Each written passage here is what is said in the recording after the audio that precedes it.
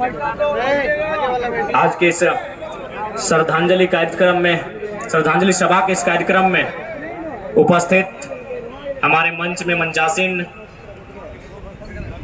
वरीय उपाध्यक्ष महोदय, प्रधान माफ कीजिएगा महासचिव, उपाध्यक्षगण, सचिवगण, महामंत्रीगण, महिला मोर्चा की केंद्रीय अध्यक्ष, उनके साथ महिला मोर्चे के तमाम उपाध्यक्षगण, सचिवगण, युवा मोर्चा के तमाम पदाधिकारी और हमारे कोल्हान प्रमंडल के महामंत्री, महासचिव और साथ ही साथ प्रत्येक जिला में चयनित हमारे गठन किए गए तमाम पदाधिकारीगण और साथ ही साथ लोकतंत्र के चौथे स्तंभ मीडिया बंधु, press media, print media, digital media, electronics media, सभी को जोहार, झारखंडी जोहार, नमस्कार, आदाब।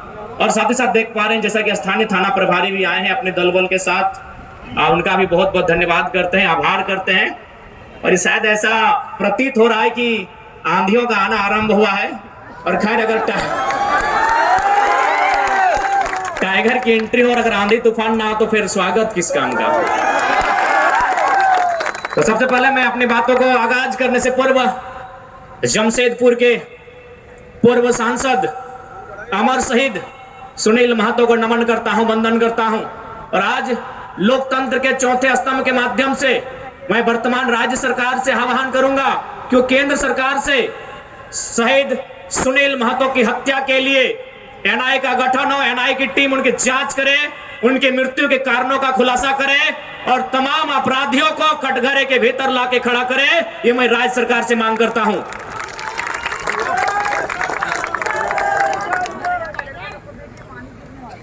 क्योंकि अगर आज एक एमपी को इंसाफ नहीं मिल पाएगा, एमपी जो प्रधानमंत्री के कक्ष में बैठता है, एक एमपी जो राष्ट्रपति के सम्मुख जाकर अपनी बैठकों को भाग लेता है, अगर इस राज्य में, इस देश में एक मेंबर ऑफ पार्लियामेंट को न्याय नहीं मिल पाएगा तो एक आम व्यक्ति न्याय की अपेक्षा कैसे रख सकता है। इसलिए मैं राज्य सरकार, चूंकि झारखंड मुक्ति मोर्चा की सरकार है और शहीद सुनील महतो झारखंड मुक्ति मोर्चा के अंग थे, हिस्सा थे, मैं सरकार से ये मांग करता हूं।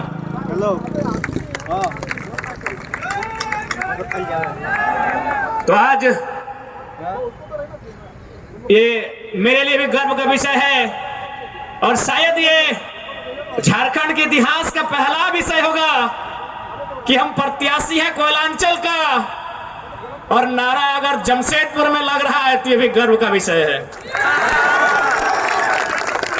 खैर जी हाँ, लोकसभा प्रत्याशी हमने गिरिडीह के लिए सोचा है, आप जमशेदपुर की धरती में नारा लगा रहे हैं तो कोशिश कीजिए नारा कम लगाए, नहीं तो जमशेदपुर में भी मन बना सकते हैं। खैर अभी जमशेदपुर के लिए इरादा नहीं है क्योंकि मेरा सोच है कि हम पहला वोट खुद को दें और मेरा वोटर आईडी गिरिडीह में है। इसलिए बाकी भविष्य में जहां जहां से लोग डिमांड करेंगे और जहां से हम लड़ सकते हैं वहां मैदान जंग में शामिल होंगे, क्योंकि हम एक क्षेत्र का लीडर बनने नहीं आए हैं। आज ये कोल्हान की धरती, आज इस धरती के चारों ओर बड़ी बड़ी इमारतें, न जाने कई हजार फैक्ट्रियां, कंपनियां, एक बड़ा उद्योग का क्षेत्र, लेकिन आज जब स्थानीय लोगों को वहां निम्न पाते हैं तो बड़ा सवाल आता है कि आखिर किसके लिए यह झारखंड राज्य अलग किया गया। 88 सालों का संघर्ष, 88,000 का बलिदान, धरती आबा बिरसा मुंडा की जन्मतिथि 2015 नवंबर को यह राज्य अलग हुआ, बिहार राज्य से कटकर 46% भूभाग लेकर 79,714 वर्ग किलोमीटर और उस समय 18 जिले लेकर यह राज्य अलग हुआ। लेकिन आज आप देख सकते हैं, आपकी नजर जहां तक जाएगी, आप जहां तक अपनी नजर को दौड़ा सकते हैं, आज आपको एक ही चीज तस्वीर सामने आएगी कि आज भी झारखंड के लोगों को छलने का, ठगने का काम किया जा रहा है, उसके खिलाफ हम उलगुलान लेकर आए हैं।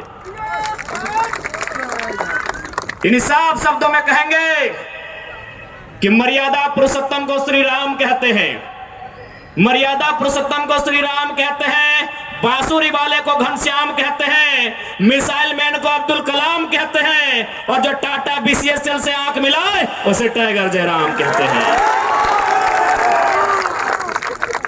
बिल्कुल सवाल होगा, जबकि मुझे बहुत सारे लोगों ने कहा कि आप फ्यूचर के लीडर हैं झारखंड का, आप झारखंड का भविष्य है, आप अच्छा बात बोलते हैं, आप अच्छे हैं भी, लेकिन कोशिश कीजिएगा कि कोल कंपनियों के खिलाफ मत बोलिएगा, टाटा वेदांता बिरला के खिलाफ मत बोलिएगा, ये बड़ी हस्ती है।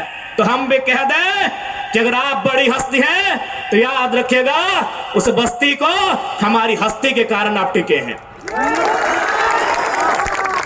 जी हाँ, ये बातें हमारे सामने आई कि आप, और बिल्कुल इतिहास गवाह है, चूंकि इसे टाटा नगरी के नाम से जाना जाता है, तो मैं आपको इतिहास के पन्ने से परिचय करवाऊंगा।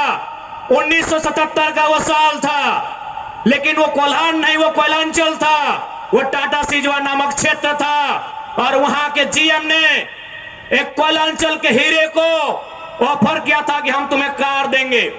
उस कोयलांचल के हीरे ने कहा था हमें कार नहीं, बदले में रैयतों के लिए रोजगार चाहिए। इस बात में उनके बीच तू में हुआ था, वाद विवाद बढ़ा था, और आज इतिहासकार कहते हैं, आज जो लोग गांवों में वो कहते हैं कि शहीद शक्तिनाथ महतो ने उस समय तत्कालीन टाटा के जीएम के गालों में खींचकर 2 तमाचा लगाया था। मैं उस वंश का औलाद हूं, मैं उस कौम का औलाद हूं। हाँ, ये मानता हूं कि बदले में फिर बाद में शहीद शक्तिनाथ महतो की हत्या उसी टाटा के जीएम के नेतृत्व में हुआ था। आज उसी का पाई पाई हिसाब लेने आया हूं। अरे कब तक डरेंगे भाई? अरे क्यों डरेंगे? मौत से क्यों डरेंगे? मौत तो हमारे नसीब में है। 77 में शक्तिनाथ महतो, 10 साल बाद 87 शहीद निर्मल महतो, 12 साल बाद 99 रतिलाल महतो, फिर 8 साल बाद 2007 शहीद सुनील महतो। तो सुन लीजिए कंपनी के दलालों, 77, 87, 7, अंत में 7 आता है। अब सामने है 2027, आप तैयारी कर लीजिए जयराम महतो के लिए, लेकिन इस बार भूल मत कीजिएगा, क्योंकि मैं अपने समर्थकों को साफ साफ कह दूंगा, बिल्कुल, क्योंकि आज विधायक सांसद की औकात नहीं है इन कई लाख करोड़ के कंपनियों के खिलाफ बात करने की, लेकिन एक साधारण सा लड़का इनके खिलाफ बात करता है। हो सकता है हमारी हत्या होगी, हमें परवाह नहीं, लेकिन अगर मुझे मानने वाले लोग हैं और मेरी हत्या होती है तो मैं आपसे कहूंगा उस समय धरना नहीं दिया जाएगा, ना कोई आगजनी किया जाएगा, ना ही सड़क जाम किया जाएगा, और ना ही बसों का शीशा फोड़ा जाएगा। यदि सच में हमारी हत्या से आपको गुस्सा लगे तो शीशा नहीं, सर फोड़ना उन बेईमानों का जिनके कारण हमारी हत्या होगी। बहुत दिन तक डर के रहे, बहुत दिन तक डर के रहे।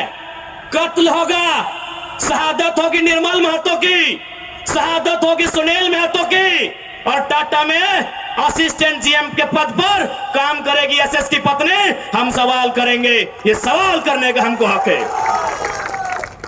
शहादत देंगे सुनील महतो।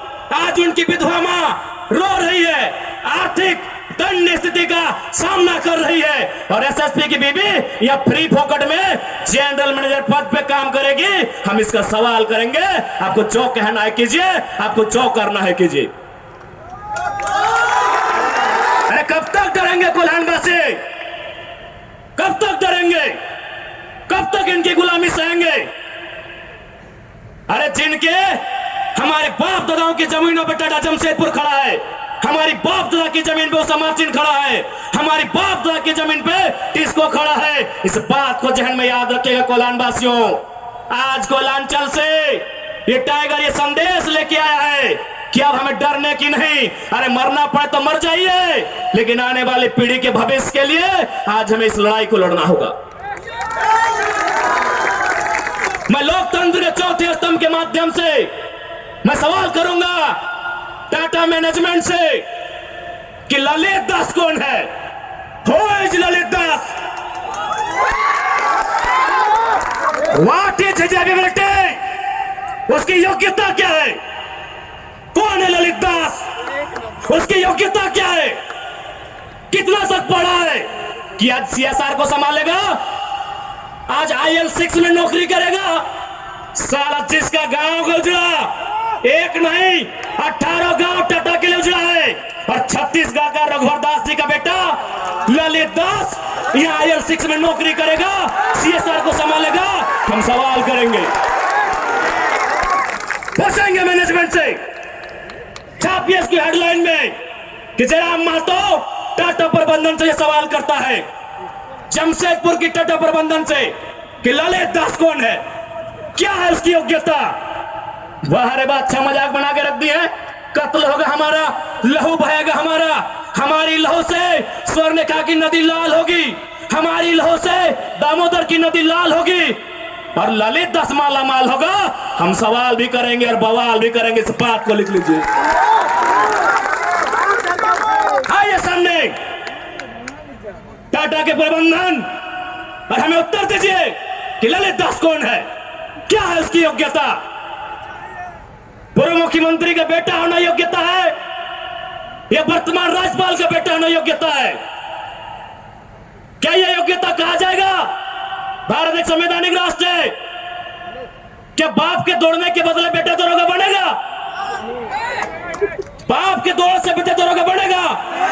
बाप एग्जाम पास करेगा, बेटा टीचर बनेगा? तो पूर्व मुख्यमंत्री है चाहे वर्तमान राज्यपाल रहे, ललित दास कौन है, हमको हिसाब किताब चाहिए।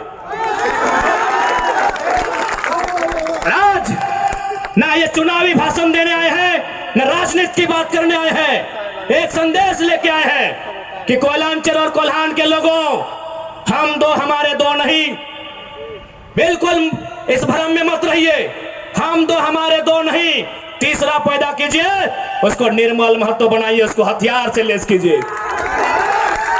अरे कैसे लड़ेंगे आप इनसे? 20 लाख करोड़ की प्रॉपर्टी है इनकी, आप ऐसे लोगों से लड़ पाएंगे? आपका टीचर बेटा लड़ पाएगा? आपका वकील बेटा इनसे लड़ पाएगा? आपका डॉक्टर बेटा इनसे लड़ पाएगा? इसलिए आज कोल्हान और कोयलांचल, हम दो हमारे दो नहीं, तीसरा पैदा कीजिए, उसको निर्मल बनाइए, और उन बेईमानों से युद्ध के लिए तैयार कीजिए, आपको बचाने कोई नहीं आएगा।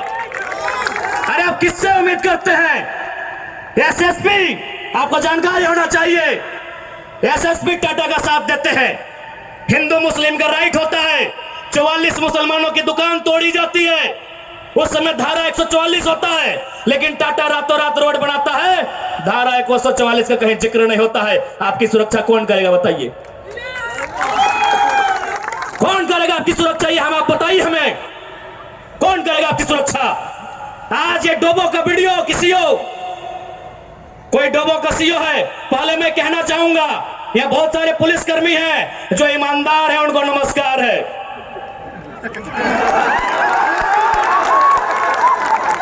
आईएएस रहे चाहे आईपीएस रहे, जो ईमानदार है उनको नमस्कार है।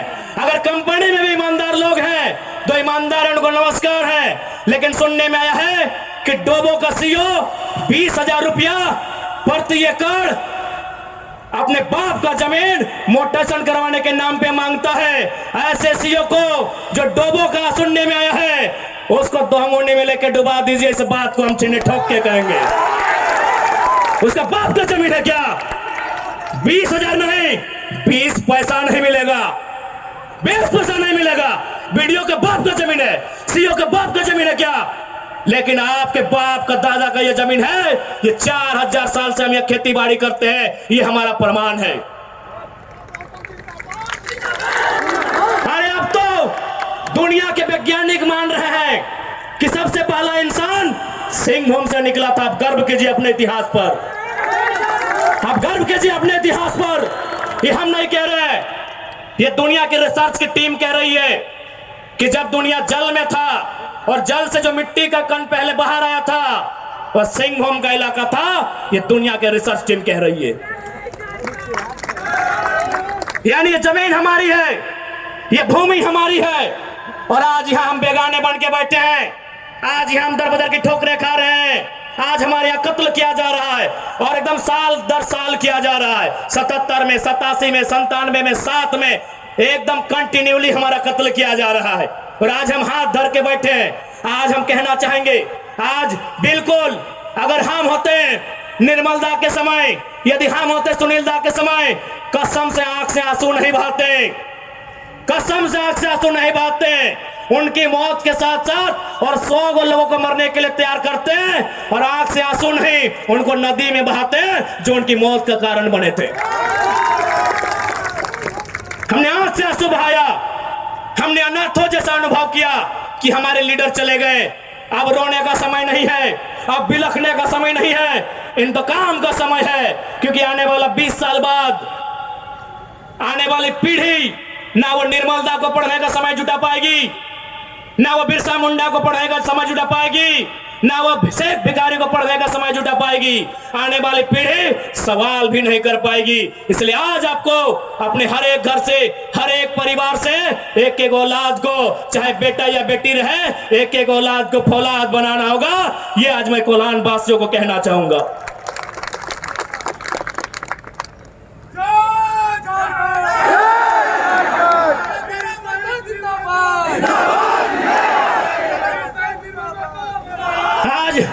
मैं एक सवाल करूंगा इस भीड़ से, मैं सवाल करूंगा टाटा नगरी में बसे बड़ी बड़ी इमारतों में बैठे लोगों से कि जब 1907 में टाटा की स्थापना हुई थी, मालिक कौन था? टाटा का कोई होगा? जब 1907 में टाटा की स्थापना हुई थी, मालिक कौन था? Who was the founder? Who was the owner? Tata का कोई होगा? नौसेरे भाई टाटा या जो भी उनका नाम है। आज 115 साल बीत चुके हैं, आज टाटा का मालिक कौन है? आज भी टाटा का मालिक टाटा का वंशी है।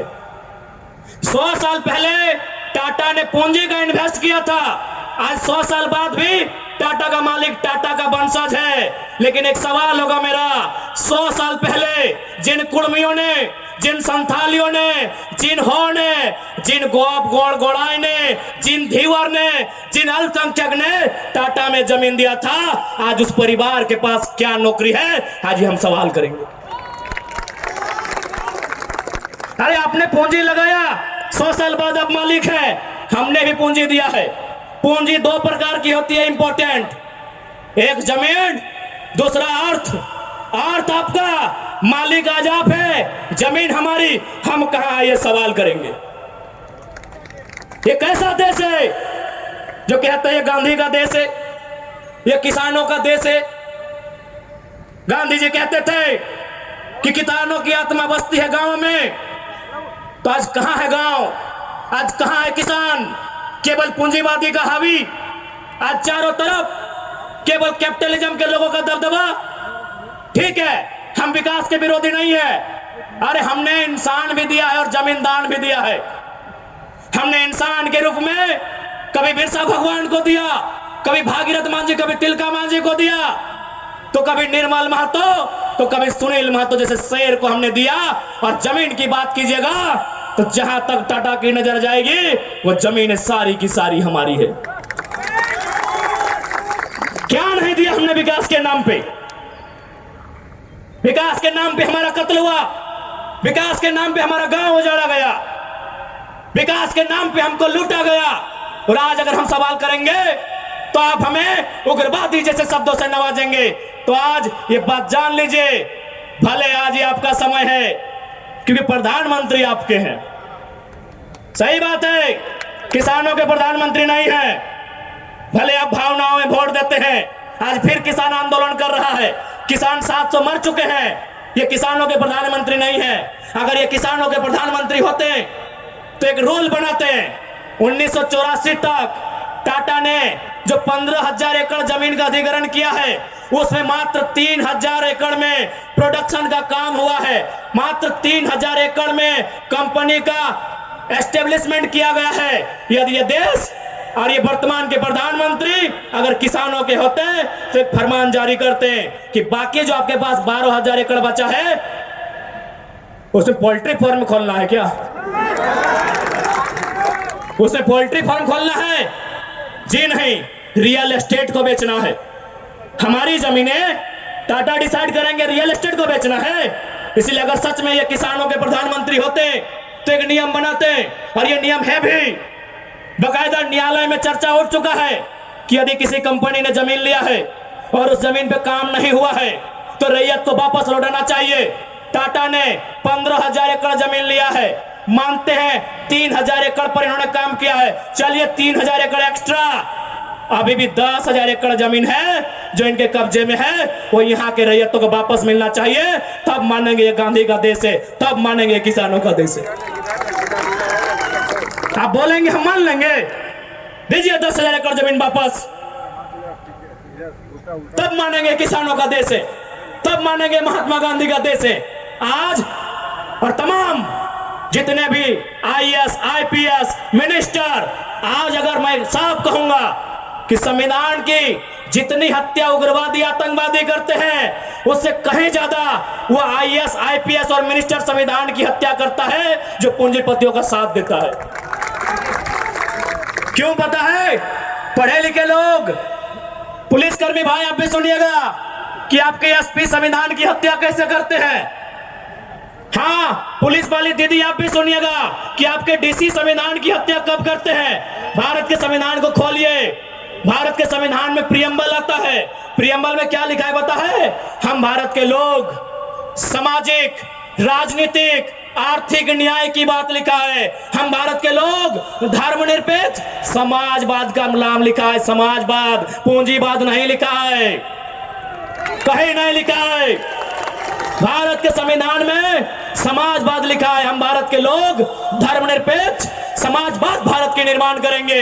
आज ये जो भी आईएएस, आईपीएस अगर पूंजीवाद के पक्ष लेते हैं, नक्सली से भी बड़ा नक्सली वो आईएएस, आईपीएस होते हैं।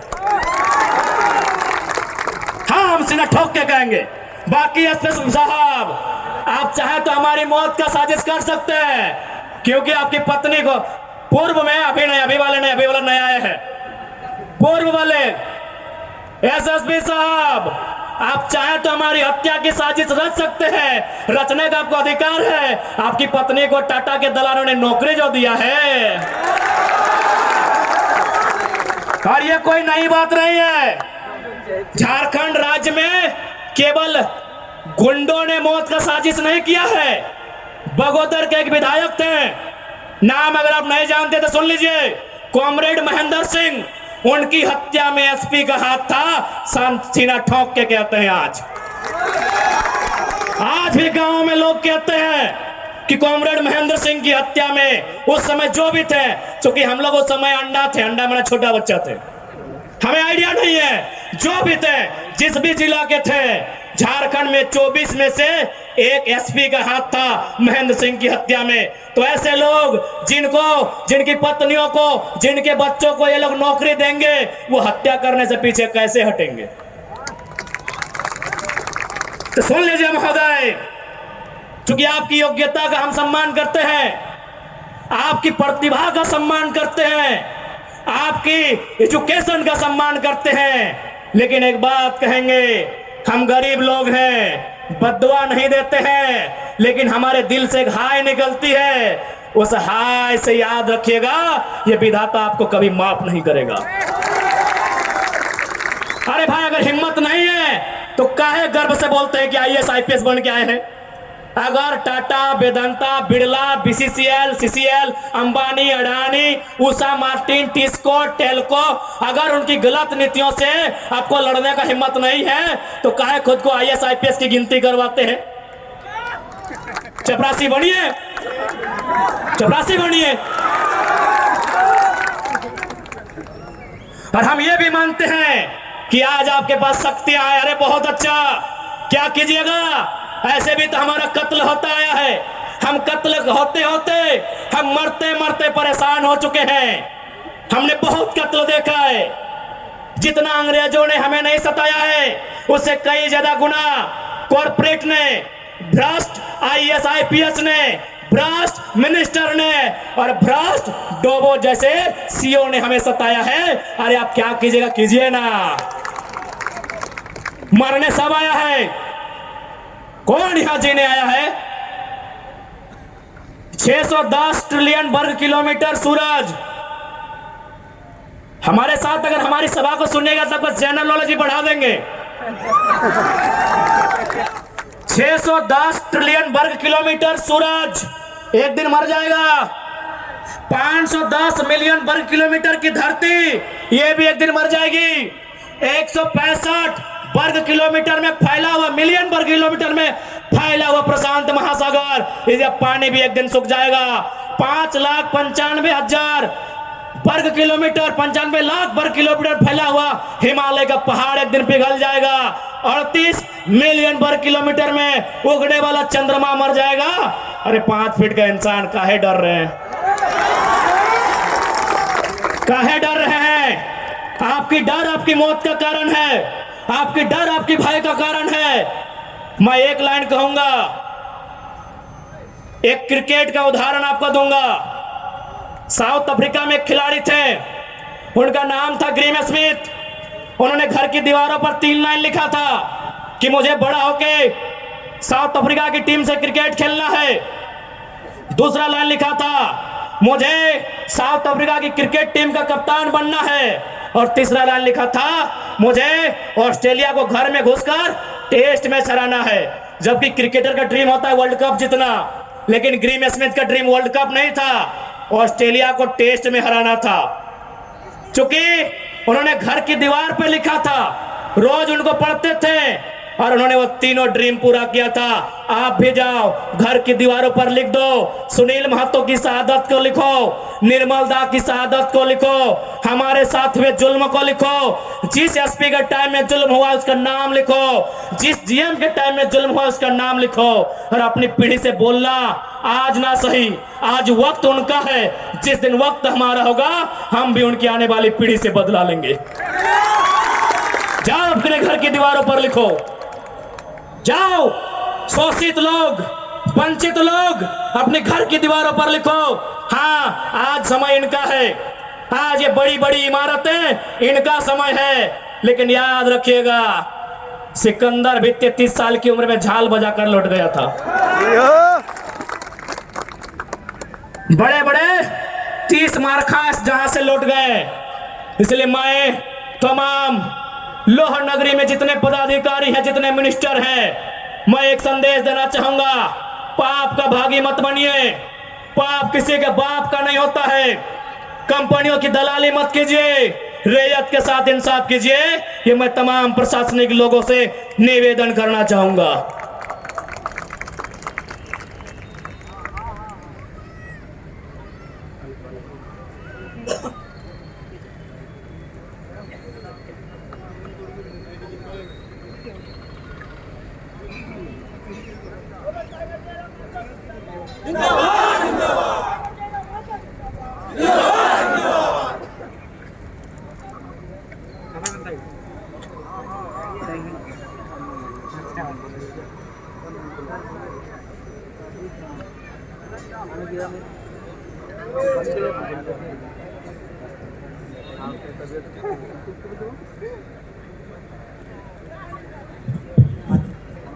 थोड़ा सा इनका तबीयत खराब है।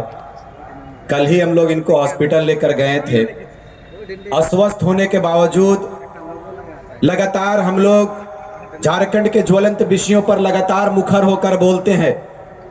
हम लोग अपना फिक्र नहीं करते हैं, हम लोग फिक्र करते हैं कि राज्य का कल्याण कैसे हो, राज्य में इन राक्षसों से हम लोगों को सुरक्षा कैसे दिया जाए। इस विषय पर लगातार हम लोग आंदोलनरत हैं। आप तमाम माता बहनों से, आप तमाम भाई बंधुओं से आशीर्वाद की विनती करते हैं, प्रार्थना करने की विनती करते हैं, दुआ की दरखास्त करते हैं कि हम भाइयों के साथ आप बेहतर दुआ करेंगे, क्योंकि आपकी दुआ मात्र से ही हमें शक्ति मिलती है। हमारी मातृशक्ति भी मंच पर मौजूद है। हम तमाम लोगों का प्रार्थना चाहते हैं, दुआ चाहते हैं। कल हम रहें चाहे नहीं रहें, ये प्रदेश रहना चाहिए, ये उलगुलान रहना चाहिए।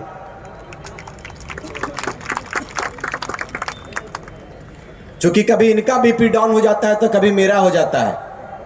कल मेरा भी तबीयत खराब था, लेकिन इनका तबीयत खराब देखकर हमने कहा कि आपको अभी खराब नहीं होना है। कल हम भी रात में फीवर का दवा खाकर सोए। आप दुआ करने का काम करें। थोड़ा सा तेल लगा दो ना, हल्का तेल उल है, यहाँ लगा दो, यहाँ पे, यहाँ पे, यहाँ पे, इसमें लगा दो, इसमें, यहाँ दर, हाँ बस, हाँ ठीक है। अगर जयराम महतो को नेता बनना रहता तो इन नेताओं से कह देना कि आपसे बड़े बड़े नेता इनको खरीदने के लिए आ चुके थे। 1-2 करोड़ नहीं 100 करोड़ तक का ऑफर आया, लेकिन इन्होंने ऑफर को ठुकराया और कहा कि झारखंडी जनमानस हमारे साथ है, हमारे ऊपर विश्वास किया है। जयराम महतो अपने आप को बलिदान दे सकता है, अपने आप को सूली के हवाले चढ़ा सकता है, कर सकता है, लेकिन झारखंड के साथ व्यवहार गलत नहीं कर सकता, धोखेबाजी नहीं कर सकता है। आप दुआ देने का काम करें, दुआ देंगे तभी हमें शक्ति मिलेगी।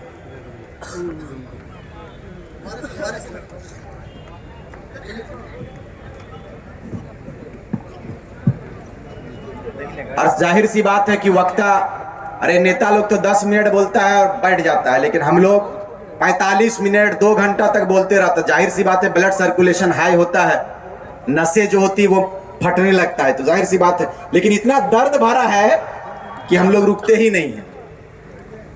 हम चाहेंगे कि मंच पर आए हमारे बड़े दादा टाइगर जयराम महतो जी।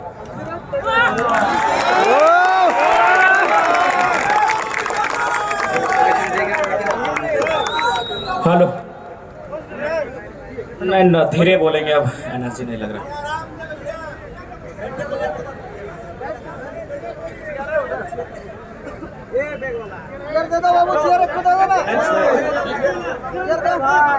छोड़ दे छोड़ दे।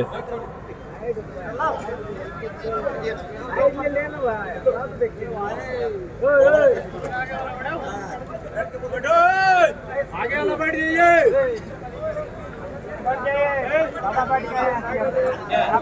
थोड़ा बैठो रे, अभी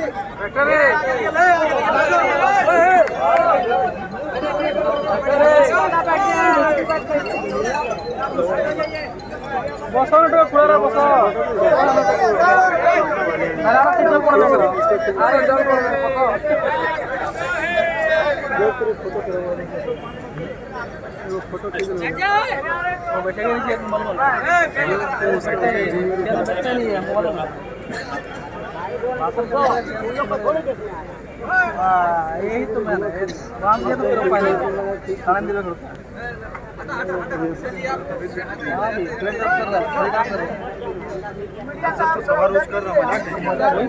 एक्चुअली हम कल मेरा बागमारा में 8 गो पंचायत में कार्यक्रम था, 11 गो पंचायत में कार्यक्रम था, और 6 पंचायत के बाद हमको कार्यक्रम कैंसिल करना पड़ा और रात को लगभग हॉस्पिटल होना पड़ा, लगभग 2 घंटा पानी चढ़ा। लेकिन उसके बावजूद आपके बीच खड़ा है क्योंकि हमने वचन दिया था कि शहीद सुनील महतो की शहादत के दिन जाएंगे और उनकी आत्मा हमारे अंदर होगी और जितने बुरे लोग हैं उनका हिसाब करेंगे।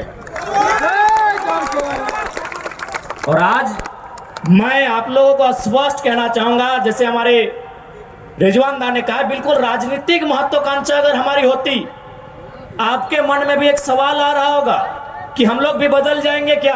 अरे बदल जाने का रहता तो जान जोखिम में नहीं रखते, जान को बचा के सभा करते हैं। आज हम पूरे विश्वास के साथ कहते हैं, देश के माननीय प्रधानमंत्री अपना जीवन में जितना सभा नहीं किए होंगे, हमने 2 साल में किया है। यदि बदलने जैसा कोई भी स्वभाव होता तो आज का कार्यक्रम हम कैंसिल कर सकते थे, क्योंकि हम 6 गो कार्यक्रम कैंसिल करके आए हैं। और कल मेरा कार्यक्रम था उसको भी कैंसिल किए हैं, परसों का भी कार्यक्रम कैंसिल किए हैं, तो आज वाला भी कैंसिल कर देते हैं। लेकिन आज वाला कैंसिल इसलिए नहीं किए हैं क्योंकि आज कोल्हांचल की माटी में जाकर जो हमारे कोल्हान के वीर हैं, उन्हें आज कहीं ना कहीं हमें नैतिक समर्थन के साथ साथ शारीरिक समर्थन देने की आवश्यकता है। सही बात है। आज जब हम महाराष्ट्र गए थे, महाराष्ट्र की एक पार्टी का हमको ऑफर था, पूर्वोत्तर भारत की एक पार्टी का ऑफर था कि आप पे हम लोग 100 करोड़ का इन्वेस्ट करेंगे, विधानसभा के चुनाव में आपको 2 हेलीकॉप्टर देंगे। लेकिन हमने एक लाइन कहा था, तो फिर हम भी तो बाकी नेताओं की तरह, केंद्रीय मंत्री और बाकी मंत्रियों की तरह टाटा टिस्को की दलाली करना होगा। इसलिए आप अपने करोड़ रुपए को रखिए, अपने हेलीकॉप्टर को भी अपने पास रखिए, गोली भी चलेगा तो चलने दीजिए। हम लोग झारखंड में बदलाव लेने आए हैं और इस बात के लिए हम लोग निश्चित अपना वचन रखते हैं। आज बहुत सारे लोग इस बात को कहेंगे कि हम लोग बाहरी भीतरी करते हैं, मैं सिरे से खारिज करूंगा। ये बिल्कुल गलत बात है। कोई बाहरी भीतरी की लड़ाई नहीं है। ये झारखंड में झारखंड की अस्मिता की लड़ाई है। क्योंकि जब विवाद होता है तो सबसे पहले बिहार और झारखंड सामने आते हैं। तो मैं यदि इन बड़ी बड़ी इमारतों में बिहार के निवासी हैं और मैं संवैधानिक दृष्टि से बिहार को बड़ा भाई मानता हूं, तो पहला संदेश आपको दूंगा। आप ही के राज्य के एक हाई कोर्ट के जज ने हमको टेलीफोन किया था और उन्होंने एक लाइन में कहा आपकी लड़ाई सही है। हमने कहा सर आप ऐसा क्यों कह रहे हैं? बोला यार अगर ये लड़ाई तुम्हारी सही नहीं है तो बिहार से झारखंड अलग काहे बना? ठेकेदारी में भी यूपी बिहार के लोग रहेंगे, कॉन्ट्रैक्ट में भी वही लोग रहेंगे, आउटसोर्सिंग में भी वही लोग रहेंगे, प्राइवेट में भी वे लोग, पब्लिक सेक्टर में वे लोग, गवर्नमेंट के सेक्टर में वे लोग रहेंगे, सरकार को पीछे से वे लोग चलाएंगे। तो झारखंड काहे बना है? ये हम नहीं, बिहार राज्य के एक सम्मानित हाईकोर्ट के जज ने कहा है। यानी जो लोग अपना अपना हिस्सा खाना चाहते हैं वो कहीं का रहे, वो हमारे साथ खड़ा है। टेलीफोन से हमारी बात किसान आंदोलन के एक जाट समुदाय के व्यक्ति से हुआ। उसने बड़ा अच्छा तर्क दिया कि आपकी लोकेलिटी की लड़ाई बिल्कुल सही है। यदि मान लीजिए पूरा इंडिया एक होता, कश्मीर से कन्याकुमारी, अरुणाचल प्रदेश से गुजरात, और यदि कोई पंजाब का आदमी, जाहिर सी बात अगर पुलिस का ऑप्शन होता तो सबसे पहले पंजाब के भाई लोग बनते, और यदि वो असम चल जाता पुलिस की ड्यूटी करने, तो क्या असम को कंट्रोल कर पाता? ये एक जाट नेता का स्टेटमेंट है कि बिल्कुल सही लड़ाई है। बंगाल में बंगाली, बिहार में बिहारी, झारखंड में झारखंडी। यदि कोई टीचर बनता, केरल की कोई लड़की टीचर बन के अरुणाचल प्रदेश चली जाती, क्या वो पढ़ाई कर पाती, बच्चों को पढ़ा पाती? नहीं। झारखंड भारत देश विविधताओं का देश है, और जो लोग बाहर भीतर की बात कहते हैं, मैं उनको लोकतंत्र के चौथे स्तंभ के माध्यम से आह्वान करूंगा कि आप में अगर इतनी साहस है तो जाइए भारत के संविधान में जो पहला आर्टिकल लिखा है उसको बदलिए। वहां साफ साफ लिखा है India that is Bharat shall be a country of states. Bharat अर्थात इंडिया वह राज्यों का संघ होगा। बिना राज्य के आप देश कैसे बनाएंगे? मान्यवर, कैसे देश बनाएंगे? यह भाषा एक नहीं, बोली एक नहीं, परंपरा एक नहीं, खान पान का तरीका एक नहीं, अरे पहनने का तरीका एक नहीं। भारत को एक आप कैसे कीजिएगा बताइए? इसलिए भारत का संविधान खूबसूरत है, पढ़िए। जो लोग हमारे अधिकारों पे नजर गड़ा के बैठे हैं, पढ़िए। भारत का भी संविधान साफ साफ लिखा है India that is Bharat shall be a country of unions, shall be a country of states. वहां लिखा दीजिए India that is Bharat is a country. अब आप कहेंगे कि भाई अगर आपका लड़ाई सही है तो कानून रिजेक्ट कर रहा है न। मैं आपको साफ साफ कहूंगा, मैंने पहले भी कहा है कि डीसी आए चाहे वीसी आए, डीसी रहे चाहे वीसी, झारखंड को लूटने आया है। अब तो राज्यपाल महोदय भी, दुर्भाग्य, क्योंकि राज्यपाल पे हम टिप्पणी ऐसा नहीं कर सकते हैं, लेकिन दुर्भाग्य है कि राज्यपाल महोदय भी डीसी और वीसी के कार्य को चरितार्थ कर रहे हैं। आप बोलेंगे कैसे? इसी बिहार राज्य में 75% का आरक्षण का विधेयक विधानसभा में, विधानमंडल में पारित हुआ। राज्यपाल ने कहा एक्सेप्टेड। इसी झारखंड में 77% के आरक्षण को क्या कह रहे हैं? रिजेक्टेड। आप कानून की बात करते हैं, हर जगह तो आप लोग हमको शोषित कर रहे हैं, हर जगह हमारे साथ सौतेला व्यवहार कर रहे हैं। बताइए पढ़े लिखे लोग, बिहार में 75% सेलेक्ट हो गया, झारखंड में 77% रिजेक्ट हो गया, और आप कानून की बात करते हैं। अरे कानून को आपने नोच के चोंच के चबा के खा लिया है। आपने संविधान को झारखंड में तार तार कर दिया है। इसलिए आज आंकड़े कहते हैं कि केवल रांची में सीएनटी जमीन को बचाते बचाते आदिवासी राज्य में 4000 आदिवासियों का मर्डर हुआ है। ये आंकड़े कहते हैं, या आंकड़े सरकार के आंकड़े हैं, रघुवर सरकार कालखंड के आंकड़े हैं। सीएनटी जमीन को बचाते बचाते केवल रांची में 4000 लोगों की हत्याएं हुई हैं। आप सोच के देखिए, जमशेदपुर, धनबाद और बोकारो का गिनती तो भी किए नहीं है। आप किस कानून की बात करते हैं जहां हर जगह सबने कब्जा करके रखा है? आज मैं साफ साफ कहूंगा, क्योंकि बड़ी बड़ी इमारतें में हमारे बड़े भाई लोग रहते हैं। झारखंड को हम बड़ा भाई नहीं बोलते हैं, बड़ा भाई यानी बिहार, उड़ीसा, बंगाल। इन बड़ी बड़ी इमारतों में जो भी हमारे बड़े भाई रहते हैं, चूंकि आपको भी हमारा बात सुनने का अधिकार है, लोकतांत्रिक भारत है, आपको भी हम संदेश देंगे कि हम स्वीकार करते हैं कि हम संवैधानिक दृष्टिकोण से बिहार का हिस्सा रहे हैं। हम स्वीकार करते हैं कि ऐतिहासिक दृष्टिकोण से और खासकर अंग्रेजों के दस्तावेज के अनुसार हम बंगाल प्रेसिडेंसी का भी हिस्सा रहे हैं। लेकिन याद रखिएगा, हमारी स्वतंत्र विचारधारा सदियों से रही है। अब चलिए मान लेते हैं कि हम लोग आपस में 4 भाई हैं, बंगाल, बिहार, उड़ीसा, झारखंड। तो आज बंगाल के पास 88,752 वर्ग किलोमीटर का धरती है। आज बिहार के पास 94,163 वर्ग किलोमीटर की धरती है। आज उड़ीसा के पास 1,55,707 वर्ग किलोमीटर की धरती है। जब हम आपकी धरती में नजर नहीं गड़ाते तो आप हमारी 79,714 वर्ग किलोमीटर की धरती में नजर क्यों गड़ाते? ये छोटा भाई आपसे सवाल करता है। कोई डरने का बात नहीं है, मीडिया के सामने सवाल करते हैं। पश्चिम बंगाल से, बिहार से, उड़ीसा से, आप तीनों हमारे बड़े भाई हैं, हम स्वीकार करते हैं।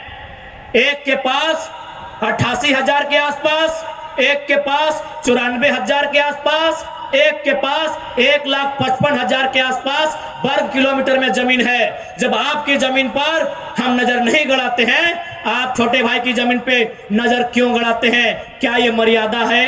क्या ये नीति है? क्या ये सिद्धांत है? उत्तर दीजिए इन बड़े बड़े बिल्डिंग में रहने वाले हमारे बड़े भाई, यानी बंगाल, उड़ीसा और बिहार के निवासियों।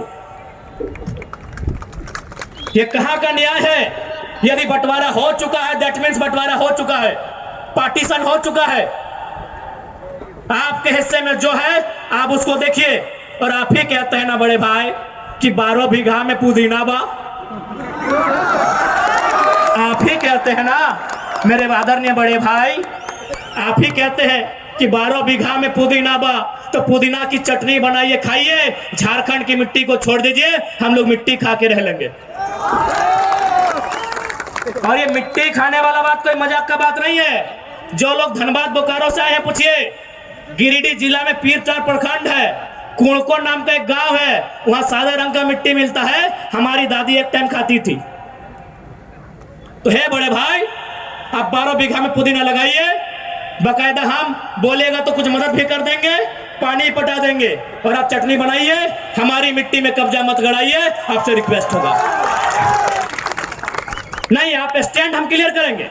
बाकी हम एक बात कहेंगे, हमारे लोग तमिलनाडु में रहते हैं, हमारे लोग महाराष्ट्र में रहते हैं, हमारे लोग केरल में भी रहते हैं, लेकिन जिस प्रकार हमारे लोग तमिलनाडु, महाराष्ट्र, केरल में रहते हैं, उसी प्रकार झारखंड में बाकी देश के लोग रहे, हमें कोई आपत्ति नहीं है। बिल्कुल, आप टाटा में आइए, आप वेदांता में आइए, आप एचईसी में आइए, आप एचईसी में आइए, आप हिंडाल्को में आइए, 25% में आइए, वेलकम है।